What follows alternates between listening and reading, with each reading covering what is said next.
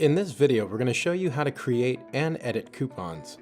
In the coupons section, it'll show you all of your active coupons.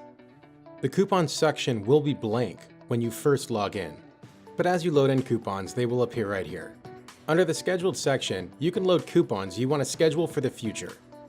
Active coupons will show coupons that are currently active right now. Expired will show coupons that were previously active and now expired.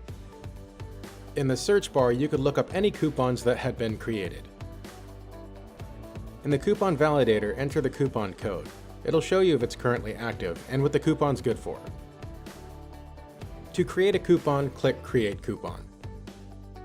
It will automatically generate a coupon, or you can create one of your own. Under Discount Settings, choose Discount Type and choose the amount of discount you wish.